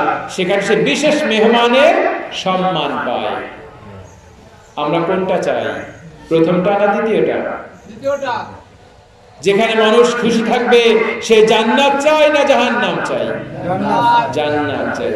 আল্লাহ রাব্বুল আলামিন জিজ্ঞেস করছেন, জাহান্নামের এক বর্ণনা দিয়ে আল্লাহ তাআলা জিজ্ঞেস করছেন, কুল আযালিকা খায়র, ও গোলাম বলো তোমার জন্য কি জাহান্নাম ভালো হবে? কুল বলো আযালিকা খায়র, এই জাহান্নামটা কি তোমার জন্য ভালো হবে? তুমি কি জাহান্নাম চাও তোমার জন্য? আম জান্নাতুল খুলদিল্লাতী উইদাল মুত্তাকুন, নাকি তুমি ওই জান্নাত চাও যে জান্নাতের ওয়াদা আমি মুত্তাকিদের সাথে করেছি? আমরা সেই জান্নাত চাই না সবাই? আল্লাহ রাব্বুল আলামিন আমাদেরকে সেই জান্নাত আমাদের জন্য বন্দোবস্ত করুন এবং সেই জান্নাতের মতো আমল করার তৌফিক দিন। আল্লাহ রাব্বুল আলামিন এক জায়গায় বলছেন যে দ্বিতীয় দলের মানুষগুলো যারা দুনিয়া আমার খুশির জন্য কষ্ট করেছে, কিয়ামতের দিন ওযুহু ইয়াওমাইদিন নাযিরা, ওযুহু ইয়াওমাইদিন নাযিরা, একদল মানুষ থাকবে কিয়ামতের দিন যারা আনন্দোজ্জ্বল হয়ে, যাদের চেহারা আনন্দিত হয়ে যাবে, যাদের চেহারায় আনন্দ ফুটে উঠবে। কেন আনন্দ ফুটে উঠবে? ইলা রাব্বিহা নাযিরা, কারণ এই মানুষগুলো তাদের রবের দিকে তাকিয়ে থাকবে, তাদের রবকে দেখতে পাবে সামনে। সুবহানাল্লাহ। কাকে দেখতে পাবে? আল্লাহকে দেখতে পাবে, আল্লাহর দিকে তাকায় থাকবে। আল্লাহর দিকে যখন তাকিয়ে থাকবে তখন এই মানুষটার চেহারায় কত আনন্দ ফুটে উঠবে, উঠবে না? আল্লাহকে দেখার চেয়ে বড় কোনো আনন্দ হবে? যে বড় কোনো আনন্দ কিছুতেই হবে না। আল্লাহ রাসূল বলছেন যে কিয়ামতের দিন সব মানুষ যখন জান্নাতে যে যার মতো জায়গা করে নেবে, জান্নাতে যে যার মতো সেট হয়ে যাবে, তখন আল্লাহ বলবেন হাল তুরিদুনা শাইআন আযীদুকুম, এই গোলাম আর কিছু চাও? আর কিছু লাগবে তোমাদের? এই তোমাদের কার কি লাগবে বলো? আর কিছু লাগবে তোমাদের কারো? জান্নাতের বলবে আল্লাহ আর কি লাগবে? কত কিছু দিয়েছেন, কত কিছু দিয়েছেন যার নামই জানি না, যার নামও শুনি নাই। জাহান্নাম থেকে বাঁচায়েছেন, চেহারাটা কত সুন্দর করে দিয়েছেন, কত স্মার্ট বানিয়ে দিয়েছেন। দুনিয়ায় কালো ছিলাম কিন্তু এখানে চেহারাটা কত স্মার্ট বানিয়ে দিয়েছেন, কত ইয়াং বানিয়ে দিয়েছেন। আর কি লাগবে? তখন আল্লাহ রাব্বুল আলামিন তার পর্দা সরিয়ে দিবেন। সুবহানাল্লাহ। পর্দা সরিয়ে দিবেন, পর্দা সরিয়ে দিবেন। মানুষ আল্লাহকে সামনে দেখতে পাবে। সুবহানাল্লাহ। আল্লাহকে সামনে দেখতে পাবে। এই চোখের পাওয়ার রব্বুল আলামিন বাড়িয়ে দিবেন। আমাদের চোখের এখন যে পাওয়ার আছে, এই পাওয়ার দিয়ে আল্লাহকে দেখা যাবে না। মুসা আলাইহিস সালাম পেরেছিলেন? মুসা আলাইহিস সালামের কথা মনে আছে? একবার বলেন ও আল্লাহ রব্বি আরিনি, আল্লাহ আপনাকে দেখতে চাই, আল্লাহ আপনাকে দেখতে চাই। বলতেই থাকেন আল্লাহ আপনাকে দেখতে চাই। আল্লাহ বললেন তারানি, মুসা আমাকে দেখতে পাবা না। আমাকে দেখার জন্য তোমার যে শক্তি দরকার, চোখের যে রিসেপশন পাওয়ার দরকার, সেটা তো আমি তোমাকে দুনিয়ায় দেইনি। আমাকে কিভাবে দেখবা? কি করে তুমি ধারণ করবা? আমাদের চোখের শক্তি খুব কম না? দুপুরবেলা সূর্যের দিকে তাকায় থাকতে পারি? 2-4-5 সেকেন্ড পারা যায় না। ওই ছোট্ট সূর্যটাকে দেখার ক্ষমতা আমাদের চোখের নেই। আল্লাহকে কিভাবে ধারণ করবে? আল্লাহ বলেন মুসা পারবে না আমাকে দেখতে দুনিয়ায়। জান্নাতে আমি চোখের পাওয়ার বাড়াই দিব, তখন দেখে নিও। কিন্তু মুসা বলেন আল্লাহ দুনিয়াকে দেখতে চাই। এরপর আল্লাহ বলেন যাও দুনিয়াটা টেস্ট হয়ে যাক তোমার। তুমি এই তুর পাহাড়ের দিকে তাকাবে, ওইদিকে তাকাবে, যদি ওই পাহাড়ে আমার এক ঝলক নূর ঝলকাবে, যে নূরটুকু দেখে, আমার নূরের একটা অংশ, এইটুকু দেখে যদি তুমি স্থির থাকতে পারো, তাহলে পরবর্তী ধাপে তুমি আমাকে দেখতে পাবে। একটু পরীক্ষা দাও। মুসা বলল আল্লাহ ঠিক আছে, তাহলে পরীক্ষা হোক। এরপর মুসা আলাইহিস সালাম যখন তুর পাহাড়ের দিকে তাকালেন, আল্লাহ নূরে একটু হালকা ঝলক ওখানে পড়লো, আর আলোর যে সয়লাব হয়ে গেল, আলোর প্লাবন তৈরি হলো। মুসা আলাইহিস সালাম তাকাই ফাখাররা মুসা সায়কা, বেহুশ হয়ে পড়ে গেল। এত আলো তার চোখ ধারণ করতে পারল না, সে বেহুশ হয়ে পড়ে গেল। আল্লাহর নবী, তাই না? আল্লাহর একটা নূরের একটা অংশ দেখতে পাইনি। ফাখাররা মুসা সায়কা। এরপর যখন হুশ হয়েছে বলছে আল্লাহ আমাকে মাফ করে দেন, আমার আপনাকে দেখতে চাওয়া আমার ভুলে আমাকে মাফ করে দেন। সে আল্লাহকে দেখতে চায় না সবাই? কত মজা হবে। আল্লাহ সালাম বলবেন, আল্লাহ জান্নাতীদেরকে আপনাদেরকে সালাম বলবেন, নিজ মুখে আপনাদেরকে সালাম দিবেন। সালাম শিখিয়েছে কে? আল্লাহ রাব্বুল আলামিন। আল্লাহ নিজে সালাম বলবেন। কোরআনে আল্লাহ বলে দিয়েছেন। কোথায় বলেছেন? সূরা ইয়াসিনে আল্লাহ বলেছেন, সূরা ইয়াসিনে বলেছেন যে আল্লাহ রাব্বুল আলামিন আমাদেরকে সালাম দিবেন জান্নাতীদেরকে। এরপরে আল্লাহ রাব্বুল আলামিন নিজে জান্নাতীদেরকে শারাবান তাহুরা পান করাবেন, নিজে পানীয় পান করাবেন, শরবত পান করাবেন নিজে। সুবহানাল্লাহ। রোজার সময় আমরা সারাদিন না খেয়ে থাকি, তাই না? কত কষ্ট হয় গ্রীষ্মের রোজায়। তৃষ্ণায় মনে হয় যে মুখ ফেটে যায়, তৃষ্ণায় মুখ শুকিয়ে আছে, তবুও কেউ কি পানি পান করে? করে না, কেউ পানি পান করে না। এক রুমের মধ্যে একা থাকে বয়স্ক মানুষ, সে কি পানি পান করে? ফ্রিজে পানি থাকে, কিন্তু রোজাদার পানি পান করে না। আল্লাহ বলছেন, গোলাম তুই যে আমার জন্য, আমাকে খুশি করার জন্য একটু কষ্ট করলি, তোকে আমি এমন পানীয় পান করাবো যেটা তুই ভাবতেও পারবি না। ওয়াসাকাহুম রাব্বুহুম শারাবান তুহুরা। আমার কথা না, কার কথা? আমার মালিকের কথা।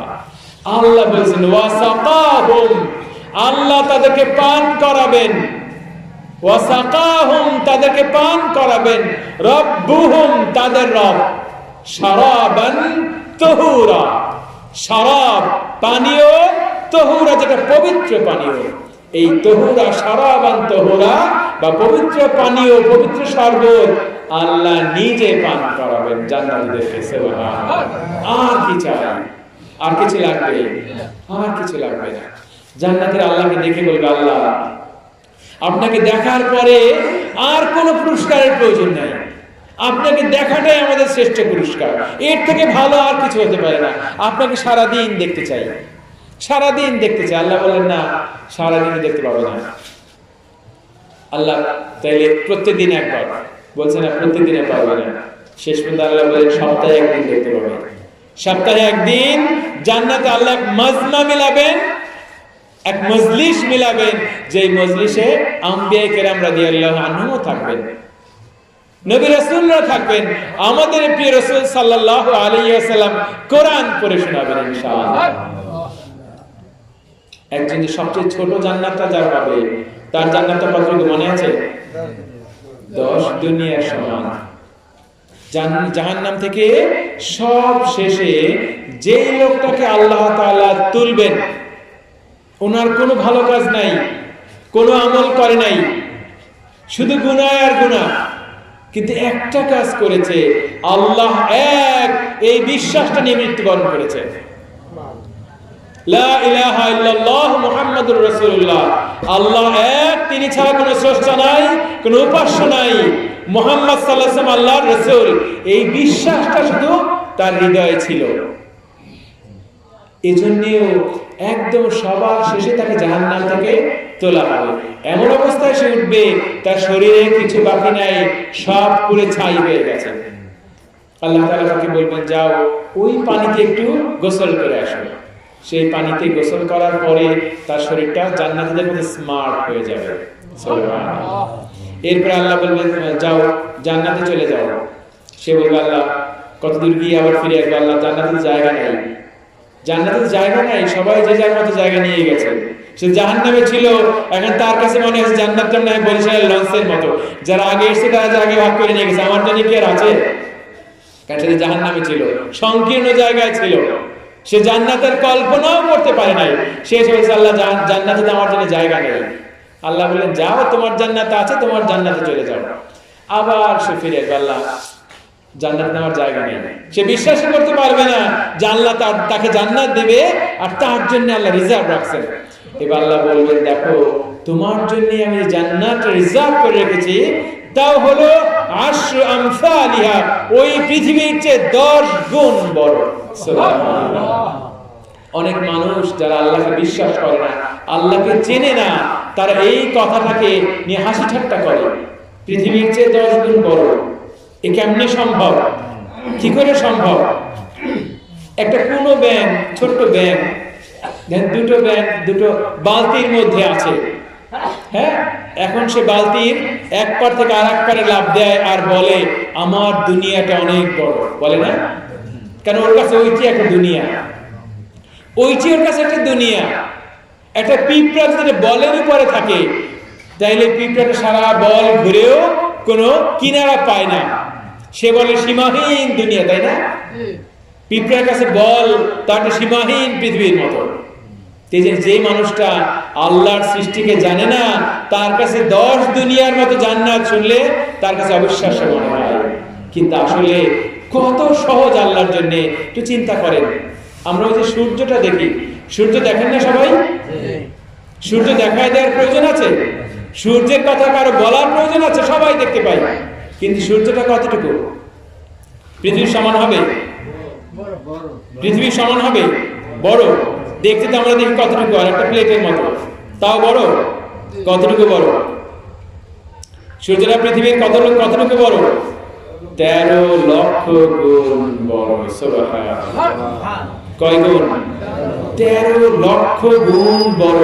তার মানে পৃথিবীর মতো 13 লক্ষ পৃথিবী সূর্যের মধ্যে বসায় দেওয়া যাবে। সুবহানাল্লাহ। এটা কে বানাইছেন? আল্লাহ বানাইছেন। এরকম গ্রহ বা এরকম সূর্য পৃথিবীতে একটা না, এরকম অসংখ্য গ্রহ উপগ্রহ আছে মহাশূন্যে। বিলিয়ন বিলিয়ন গ্রহ উপগ্রহ আছে, বিজ্ঞান আবিষ্কার করে শেষ করতে পারেনি। এখন তারা বলছে বিলিয়ন বিলিয়ন, গুণে শেষ করা যায় না। অধিকাংশই হলো পৃথিবীর চেয়ে বড়। যে আল্লাহ এই পৃথিবীর চেয়ে বড় বড় এত গ্রহ নক্ষত্র বানাতে পারলেন, সে আল্লাহর জন্য পৃথিবীর চেয়ে 10 গুণ বড় জান্নাত বানানো কি কঠিন?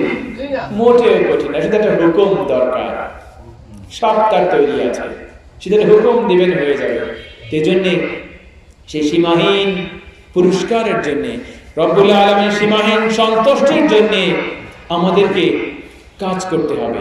সব কাজ করতে হবে আল্লাহর খুশির জন্য, সব কাজ ভালোভাবে করার চেষ্টা করতে হবে।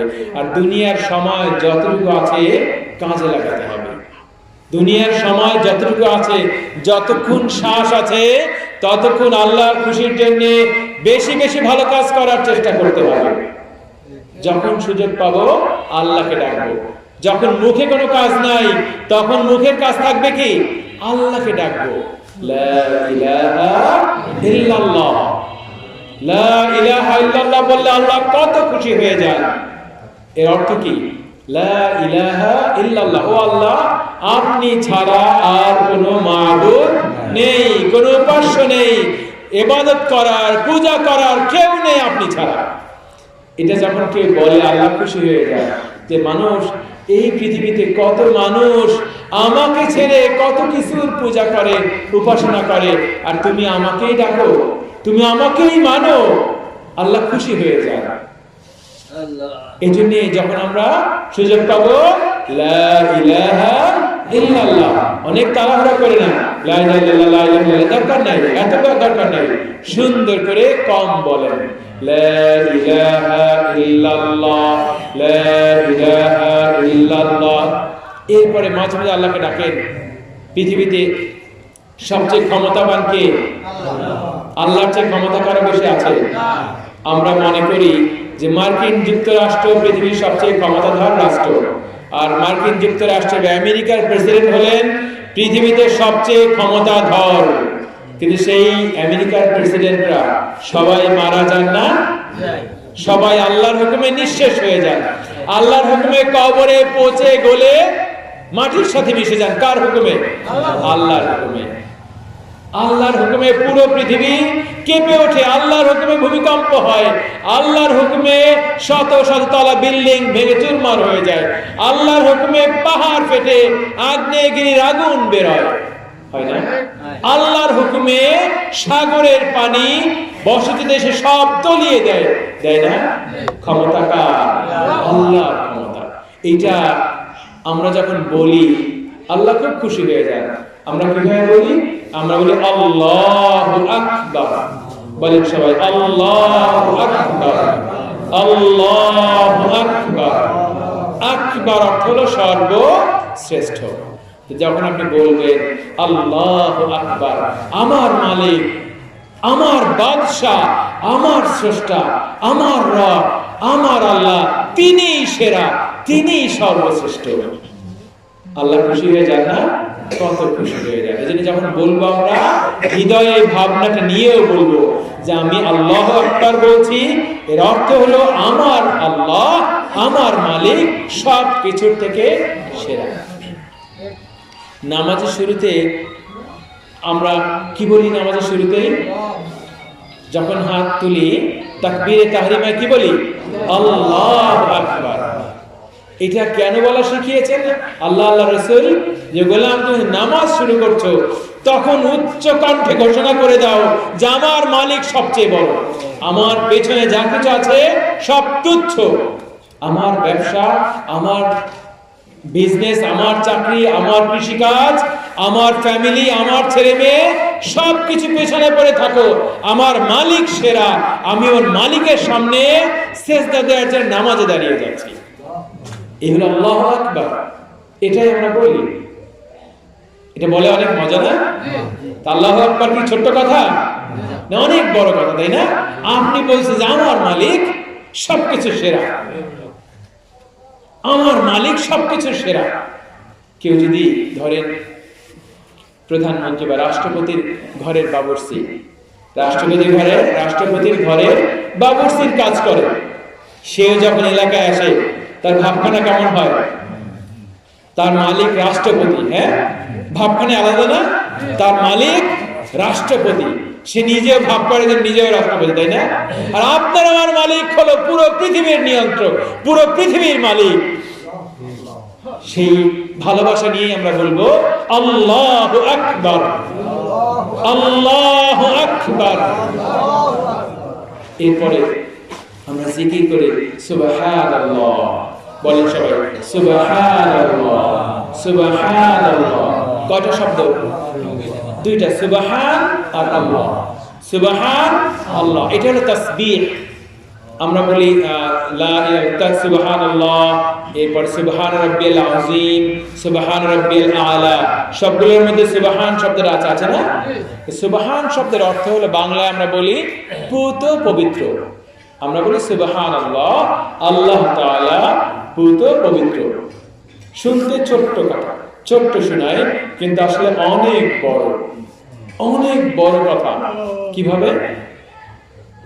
পৃথিবীতে একদল মানুষ আছে যারা বলে ওয়াকালু তাখাযাল্লাহু ওয়ালাদা, তারা বলে যে আল্লাহ তাআলার ছেলে হয়েছে। নাউযুবিল্লাহ। আছে না একদল মানুষ? জানেন তো কাকে বলে? তারা বলে ঈসা আলাইহিস সালাম আল্লাহর ছেলে। নাউযুবিল্লাহ। ঈসা আলাইহিস সালামকে তারা আল্লাহর ছেলে বানায়। আল্লাহ তাআলা বলেন সুবহানাহ, না না, আল্লাহর ছেলের প্রয়োজন নাই, আল্লাহর ছেলে মেয়ের প্রয়োজন নাই, আল্লাহর স্ত্রী পুত্রের প্রয়োজন নাই। আল্লাহ তাআলা সব থেকে পুত পবিত্র, অনেক ঊর্ধ্বে। তাহলে ওরা বলে আল্লাহর ছেলে আছে, আর আল্লাহ উত্তরে বলেন সুবহান। একটা শব্দ দিয়ে উত্তর দেন আল্লাহ। কয় শব্দ দিয়ে? এক শব্দ দিয়ে, সুবহানাহ। তাহলে সুবহান অর্থ আল্লাহ এই সব প্রয়োজন থেকে অনেক ঊর্ধ্বে, এই সব প্রয়োজন থেকে পবিত্র। আমরা যখন একটা মজলিসে বসি, আমাদের মাঝে মাঝে উঠতে হয় না? উঠতে হয় না মাঝে মাঝে? ইচ্ছা না চাইলে না উঠবই না, তবুও না উঠে পারি। কেন পারি না? আমাদের কাছে প্রাকৃতিক হাজত আছে, আমাদের টয়লেটে যেতে হয়। আমরা খাবার না খেয়ে পারি? খাবার না খেয়ে থাকা যাবে? পানি পান না করে পারবো? বিয়ে শাদী না করে পারবো? ছেলে মেয়ে না থাকলে জীবন ভালো লাগবে? ভাই বোন না থাকলে জীবন ভালো লাগবে? এগুলো ছাড়া আমাদের জীবনটা অসম্পূর্ণ হয়ে যায়। কিন্তু আল্লাহ তাআলা বলেন সুবহানাহ, আল্লাহর এই সমস্ত দুর্বলতা নেই, তার সব প্রয়োজন হয় না। সুবহানাল্লাহ। এক বাবার যে ছেলে মেয়ে না থাকে, নিজে খুব অসহায় মনে করেন যে ছেলে মেয়ে নাই, খাবার না থাকলে অসহায় মনে করে। কিন্তু আল্লাহ বলেন গোলাম, আমার এই সমস্ত দুর্বলতা নেই, এই জন্যই আমি সুবহান, সুবহানাল্লাহ। তাহলে আমরা যখন সুবহানাল্লাহ বলি, এই সব কথাগুলো এর মধ্যে চলে আসে যে আল্লাহর ছেলে মেয়ে দরকার হয় না, খাবার দরকার হয় না, স্ত্রী পুত্র দরকার হয় না, আমার মালিক এই সব দুর্বলতার অনেক ঊর্ধ্বে, অনেক উপরে। আমার মালিক এই সব দুর্বলতার অনেক উপরে, তার সব প্রয়োজন হয় না। এই হলেন আমার মালিক। আমরা সুবহানাল্লাহ বলি তখন এটাই বুঝাই। যেমন আলহামদুলিল্লাহ বলি, আলহামদুলিল্লাহ যেটা করি না আমরা, আলহামদুলিল্লাহ, আলহামদুলিল্লাহ, আলহামদুলিল্লাহ, আলহামদুলিল্লাহ। এর অর্থ হলো সব প্রশংসা কার জন্য? আল্লাহর জন্য। এই শব্দটা কোথায় পাই আমরা? সূরা ফাতিহার প্রথমে আছে তাই না? আলহামদুলিল্লাহি রাব্বিল আলামিন, যে সব প্রশংসা আল্লাহর জন্য, যিনি সব জগতের রব, যিনি সব সকল জগতের প্রতিপালক। সব প্রশংসা তার জন্য। আল্লাহ সব জগতের প্রতিপালক কেমনে জানেন তো? আমরা প্রথমে আলোচনা করেছি, আবার বলছি, আমাদের রব আমাদেরকে লালন পালন করে রাখেন না? একটা সাপের স্রষ্টাকে, একটা সাপ কে বানিয়েছেন? আল্লাহ বানিয়েছেন। সাপের একটা জগৎ আছে না? অনেক প্রজাতির সাপ আছে, অনেক সাপ আছে। এগুলো প্রতিপালন কে করেন? আল্লাহ করেন। মানুষের প্রয়োজনে এই ইকোসিস্টেম বা পৃথিবীতে যে বাস্তু সংস্থান বলি আমরা বাংলা, ইংরেজিতে বলি ইকোসিস্টেম, যে একটার সাথে আরেকটার যে নেটওয়ার্ক, এই নেটওয়ার্কটাকে ধরে রাখার জন্য, ঠিক রাখার জন্য আল্লাহ রাব্বুল আলামিন সাপও তৈরি করেছেন। ওই সাপ আমি দেখি, আমাদের দিব্য চোখে দেখি ক্ষতিকর, ভয়ঙ্কর, কামড় দেয়, মানুষ মারা যায়, কিন্তু ওই সাপ কোনো না কোনো কিছুর, কোনো না কোনো প্রাণীর জন্য উপকারী। পৃথিবীর কোনো না কিছুর জন্য ওই সাপ উপকারী। এমনটা আমরা জানি, সাপের সাপ থেকে কিছু ঔষধের মেডিসিনও তৈরি হয়। এসব কোনো না কোনো কারণে আল্লাহ সাপও সৃষ্টি করেছেন। তাহলে সাপের, এই সাপ জগতের প্রতিপালক কে? আল্লাহ। লোক খাইয়ে পরিয়ে বাঁচিয়ে রাখেন কে? আল্লাহ। পানির নিচে আর এক জগৎ আছে না?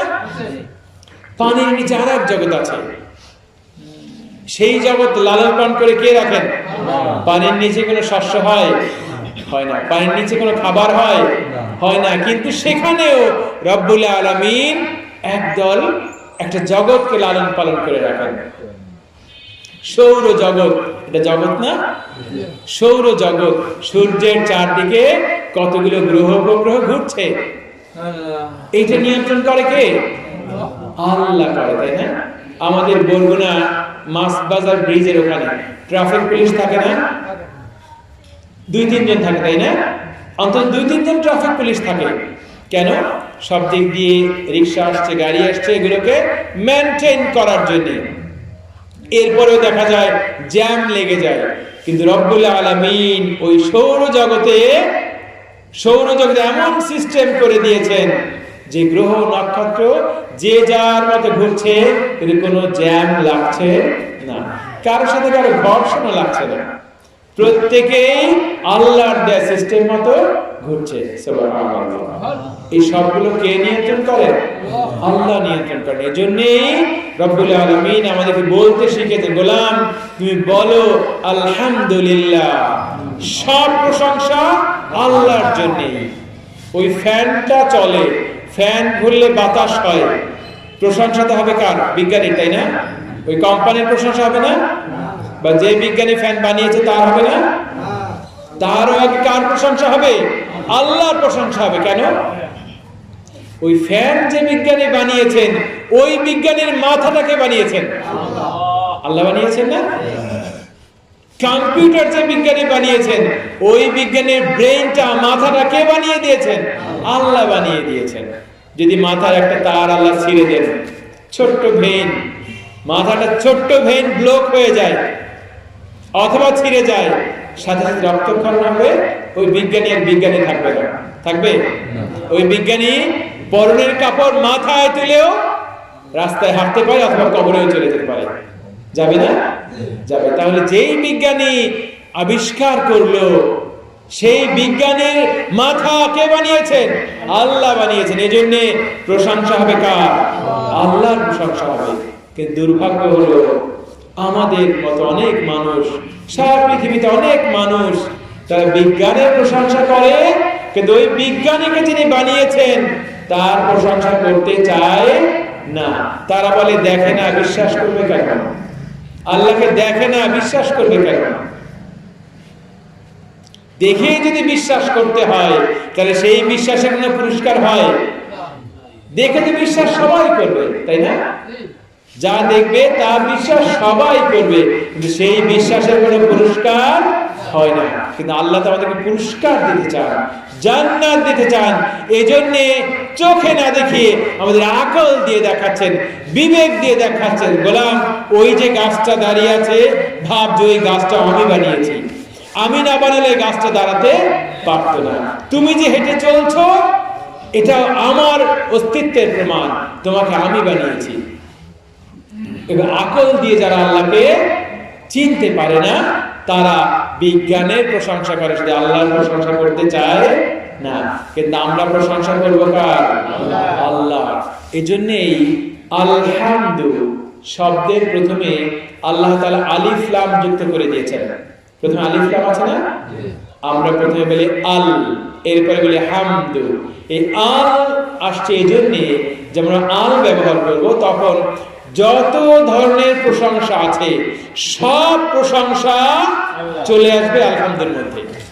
আলিফ লাম দিয়ে বললে যত প্রশংসা হতে পারে সব প্রশংসাকে বোঝানো হবে যে সব প্রশংসার মালিক হলেন আমার আল্লাহ। সুবহানাল্লাহ, আলহামদুলিল্লাহ। এই জন্য আমরা যখন যা করবো, যে অবস্থায় থাকি, আল্লাহর প্রশংসা করবো, আলহামদুলিল্লাহ। আপনি একদিন বাজার করতে পারেননি, কিন্তু পিছনে যে সারা জীবন খেয়ে থেকেছেন, না খেয়ে থাকেননি, সেই জন্য শুকরিয়া আদায় করা দরকার না? অবশ্যই দরকার। একজন নবী, তিনি একটা দীর্ঘদিন একটা রোগে ভুগেছিলেন, মনে আছে নবীর নাম? আইয়ুব আলাইহিস সালাম।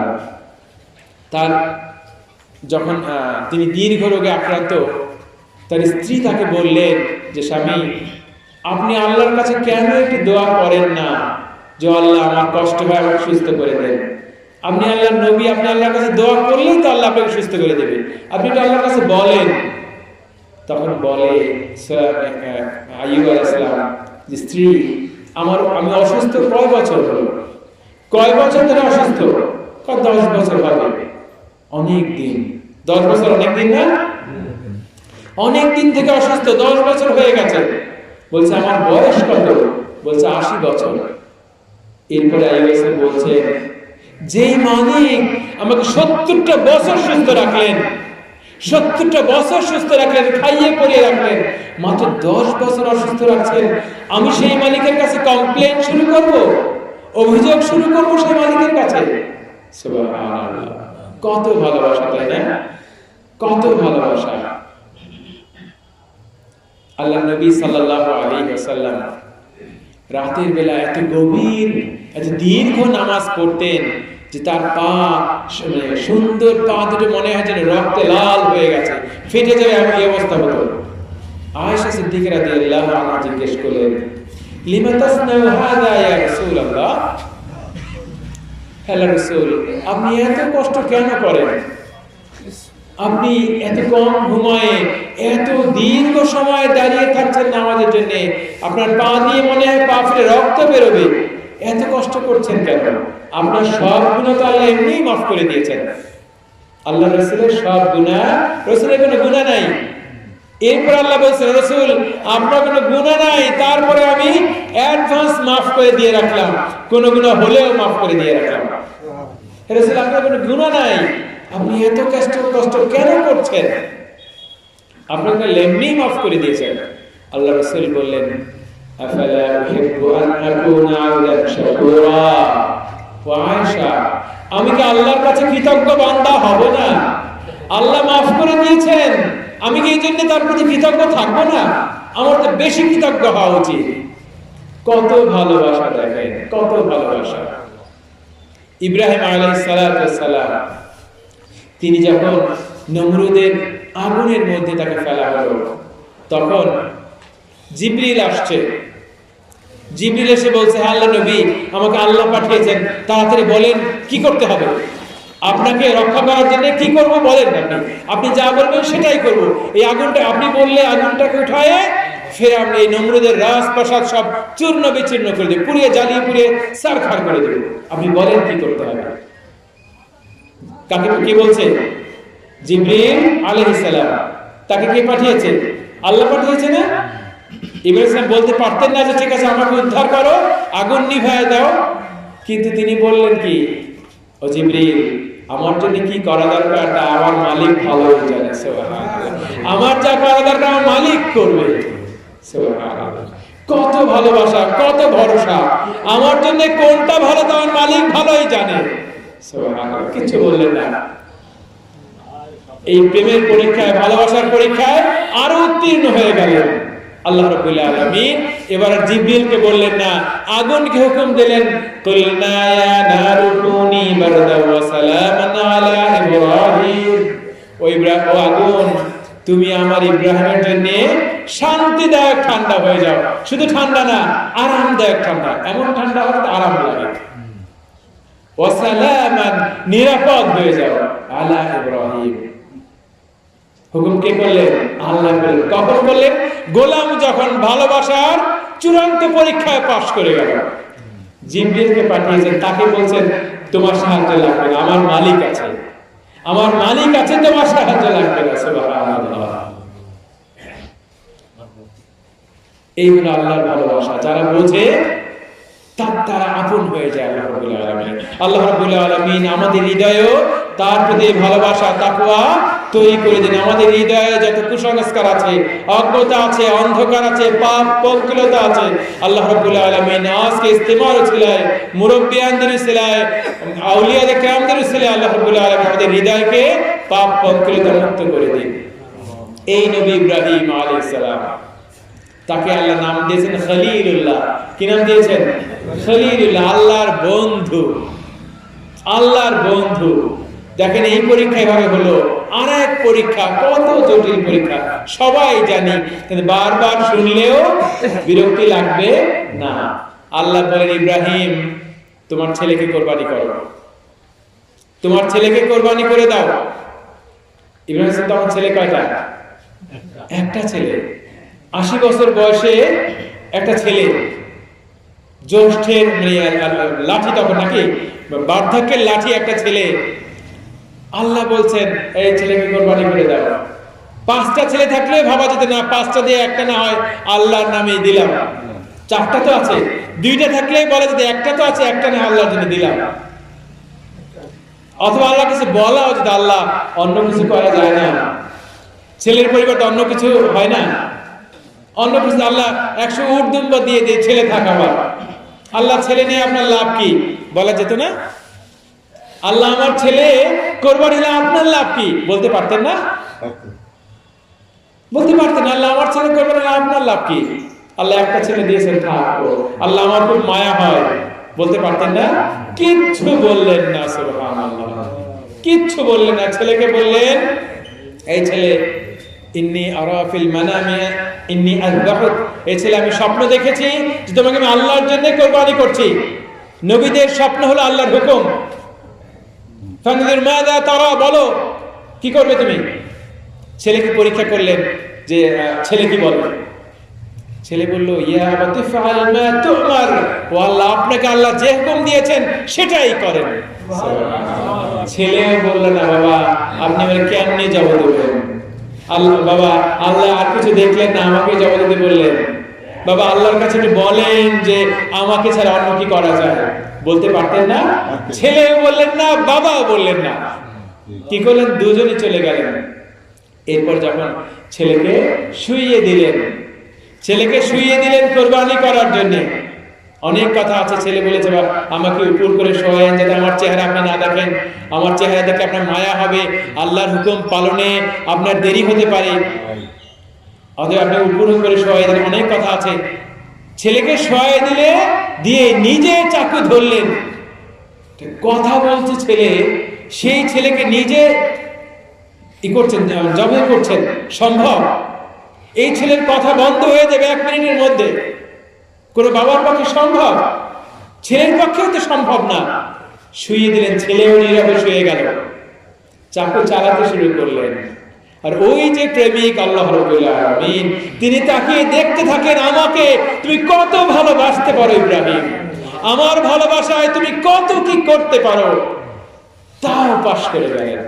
আল্লাহ এরপরে বললেন, ফালাম্মা আসলামা ফালাম্মা আসলামা, মিমে একালিফ টান হবে, আলিফ যুক্ত করে দিয়েছেন। তারপরে দুজনকে বুঝে, দুজনে বাপ বেটা দুজনে যখন আমার ভালোবাসা আমার হুকুম পালনে তৈরি হয়ে গেল, তখন আমি বললাম, ইব্রাহিম তোমাকে আমি যে পরীক্ষা করছিলাম তাতে পাশ করেছো, আর ছেলে যাবো দেয়া লাগবে না, তুমি আমার হুকুম পালন করতে পেরেছো। এর রব্বুল আলামিনের প্রতি ভালোবাসা। আল্লাহ রাব্বুল আলামিন আমাদেরকে মাফ করে দিন। আজকে এই ইস্তেমার উছিলায় মুরব্বিয়ানদের উছিলায় আউলিয়া কিরামদের উছিলায় আল্লাহ রাব্বুল আলামিন আমাদেরকেও তার ওলি আল্লাহ বানায় দেন, আমাদেরকেও তার মুহসিন বান্দা বানায় দেন। আসসালামু আলাইকুম ওয়া রাহমাতুল্লাহ।